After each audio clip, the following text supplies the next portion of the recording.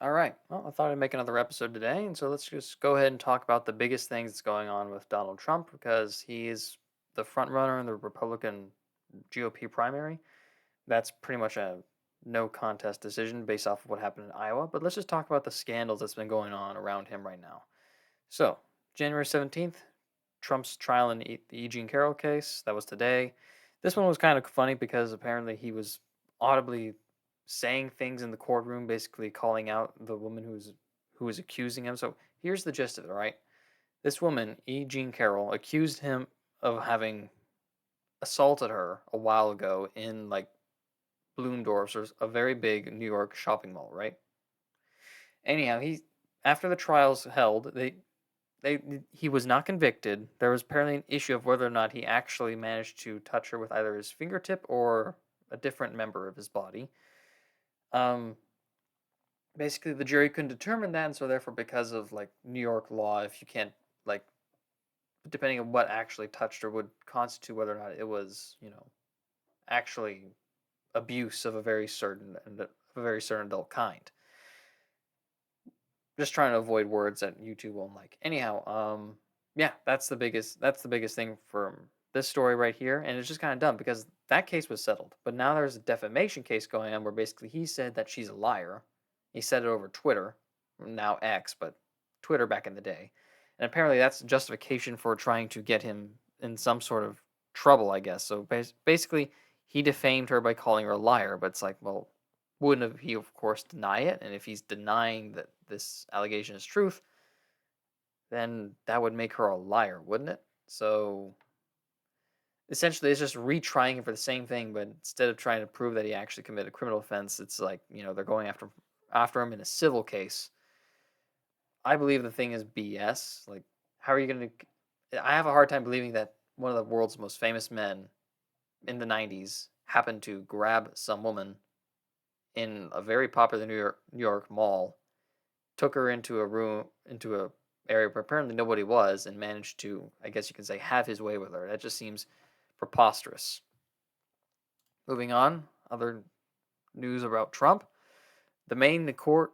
Okay, so there's been an effort to get Trump kicked off of ballots. The Maine court has decided to put the decision on hold, and the reason for that has to do because like there's a court case going up to the Supreme Court, and so basically the judge here says we're not gonna make any decisions until the Supreme Court answers this, which I think is the right thing. But I think the ultimate goal is basically try and give the states any sort of justification to make sure that Trump isn't on the primary ballot and boost Nikki Haley's numbers or DeSantis, or basically just make sure that Trump doesn't get enough numbers and that he is forced to essentially not claim the entire Republican Party. He can't claim to be the GOP nominee, and therefore, like, if he still ran, it would split the vote and guarantee that he couldn't win. Again, corrupt politics, in my opinion, but I guess if you're not playing dirty, you're not playing to win, but that's a very disappointing way to look at it. In any case, he's back on the ballot, which is a good thing, but we need to wait and see what the Supreme Court does. Now, the Supreme Court is like three of his nominees are on there. Good chance that based off its makeup, it'll vote in his direction. But that's hoping. Like there is no guarantee because this is the same Supreme Court that did not take up Texas versus Pennsylvania.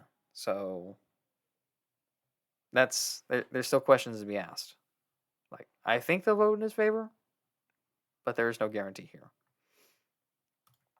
Here's a big one.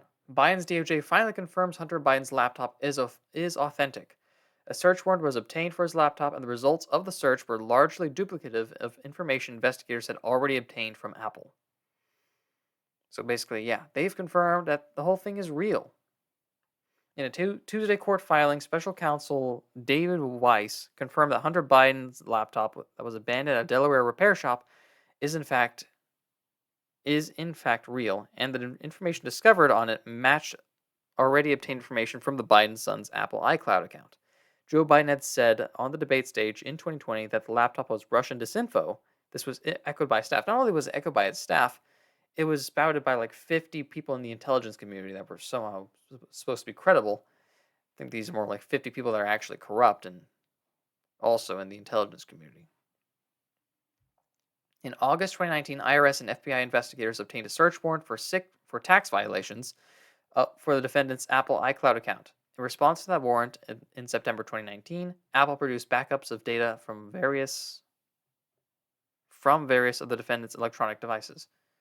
I think, yeah, typo here, post-millennial, get that fixed. Basically, yeah, they had to get it from Apple, the iCloud, and then now the DOJ has confirmed the actual contents of the laptop, not just the digital online storage. And so, yeah, everything on the laptop is true, so it appears. It's the real deal. Will we see anything happen to it? Will we see anything happen to Joe Biden or his son about their dealings in Ukraine? We have yet to see. The search warrant was issued in relation to an investigation on tax charges, which also revealed gun possession violations. Second Amendment, I'm kind of iffy on that whole gun violation thing, but you should pay your taxes, although a lot of people say taxes are theft, and they do have a point on that matter. But anyhow, those are essentially the three biggest things going on with Donald Trump right now. Yeah, fake trial in which he's like bad mouthing the person in court, and the judge is basically saying, if you don't shut up, I'm gonna essentially kick you out of court, and that's exactly what Trump wants, because then he wouldn't have to be stuck in court. He could go out and campaign. You have the deal in Maine where he's back on the ballot, so that's a positive. And then lastly, another positive where the DOJ has confirmed that, yeah, the laptop's real. Unfortunately, you can't really expect much from it. I think expecting much would be a waste of time. But, at least you get to know that you're not totally crazy. Anyhow, thanks for listening. Consider liking, subscribing, and bye.